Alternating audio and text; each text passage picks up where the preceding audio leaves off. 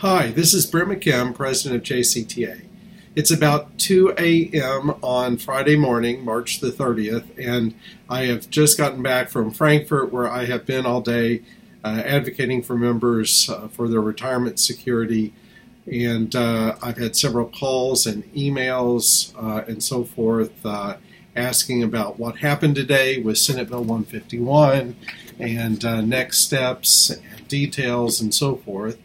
And so although I am a bit fatigued and probably not as coherent as I ideally should be, I'm going to try to summarize or recap what happened today. I hope you will forgive me that I am not working from a script.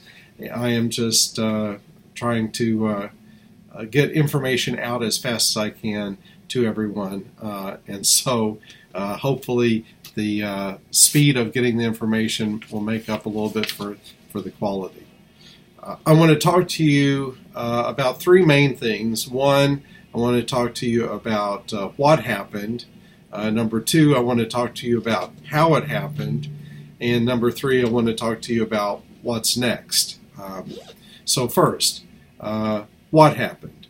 Today, in a nutshell, the House and Senate passed a pension bill that they substituted for another bill that had passed out of the Senate and into the House.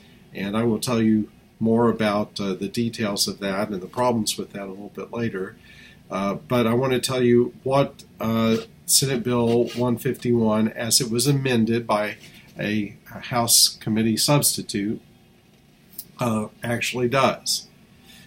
First and foremost, the provisions of Senate Bill 151, let's start with retirees and then go to current active teachers and then go to future teachers. First, for current retirees, Senate Bill 151, as it was passed, makes absolutely no changes whatsoever to the current or future benefits of current retirees. The 1.5% COLA remains completely intact, and all the other provisions, including their post-retirement health insurance and everything, is still completely unchanged. Next, for current active teachers, the short version is there are, with one exception, there are absolutely no changes to the pension system for current active teachers. Every provision in our current plan is still there and works the way that it does. I should say all of this is based on the bill summary we have received and the questions and answers during the debate in both the committee and the House floor and the Senate floor. We have to verify all of this with a close reading of the bill, but the bill has not been released yet. But we do have a bill summary that has been officially released we're working from, and the testimony that was given today. So let me preface with that.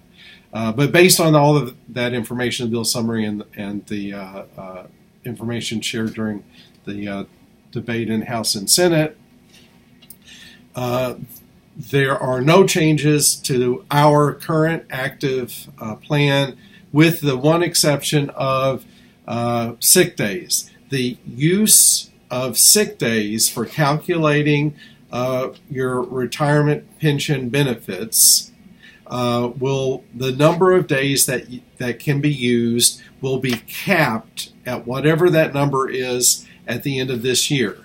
And whether you're a first-year teacher or a 30-year teacher, whatever the number is at the end of this year is the number of sick days that you will be able to use to enhance your retirement benefits. You will still be able to continue to accumulate unused sick days. The school district will still buy back all those additional unused sick days beyond whatever number you have this year, but only the number you have this year, according to the bill, will be eligible for use to enhance your pension benefits.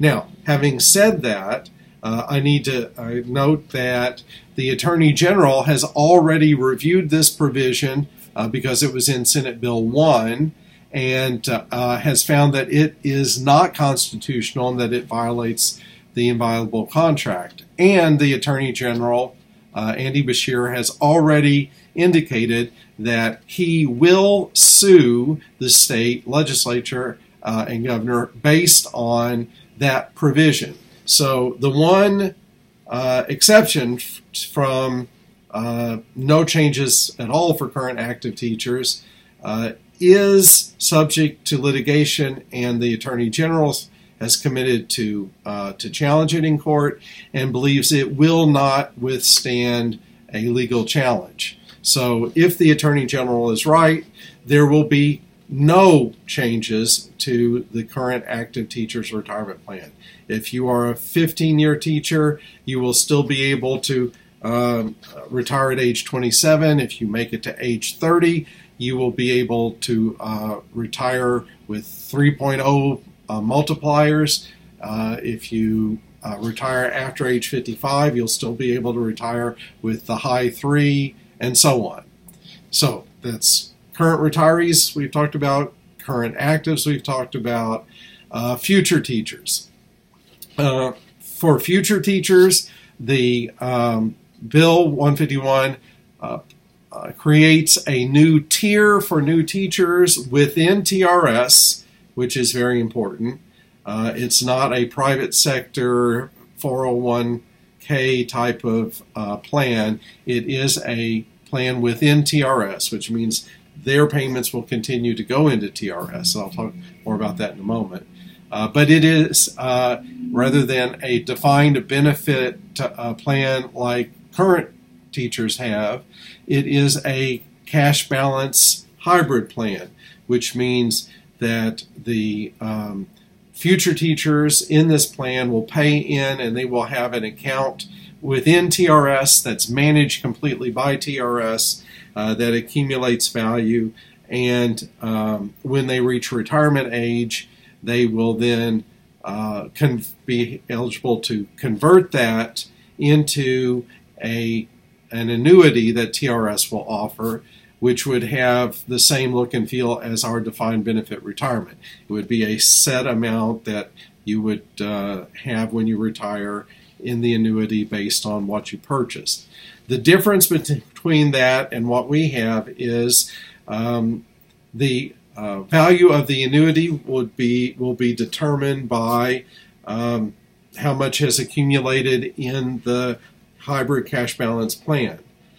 We've had this looked at by an outside pension expert who indicates to us that if TRS continues to meet its expectation of a 7.5% return, and if a new hire teacher in the cash balance plan teaches for a career of 30 or so years, the annuity that would be purchased would be comparable or similar in benefits to the current defined benefit retirement provisions.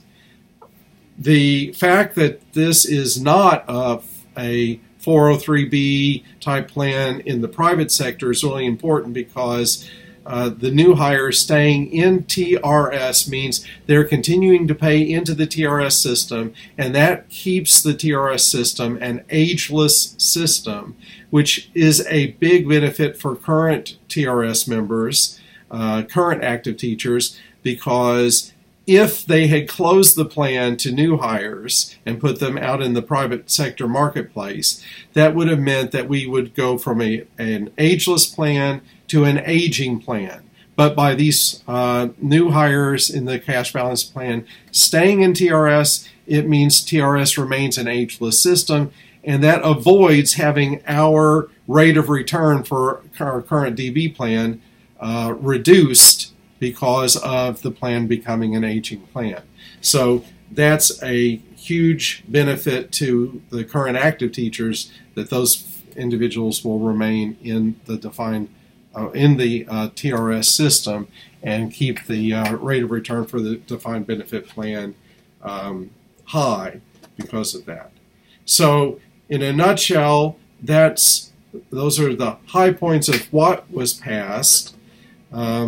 as far as how it was passed. Well, so what was passed is actually pretty good news. No changes for retirees, only one change for current actives that is likely to be thrown out by the courts, and a new plan for new hires that remains in the TRS system. Now,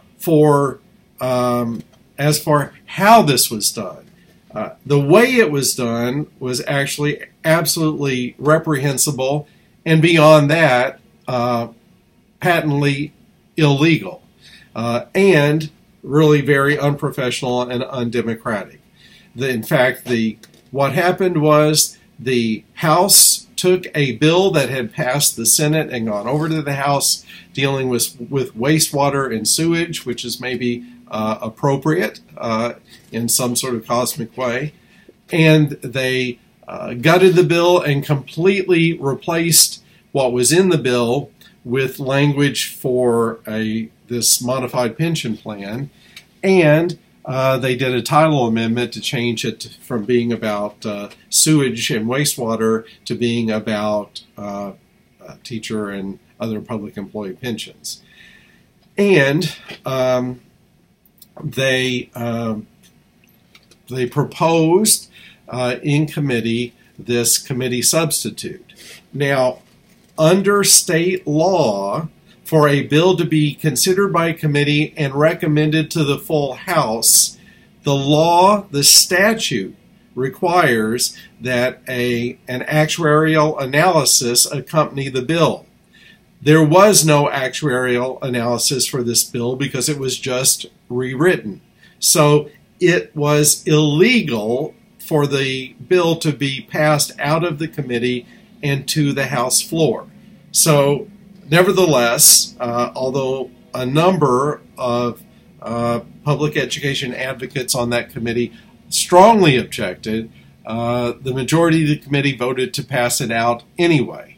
It then went to the House floor, where it was debated vigorously for, I believe it was at least a couple hours. And in a fairly close vote, it passed on the House floor by a vote of 49 in favor and 46 opposed to the bill.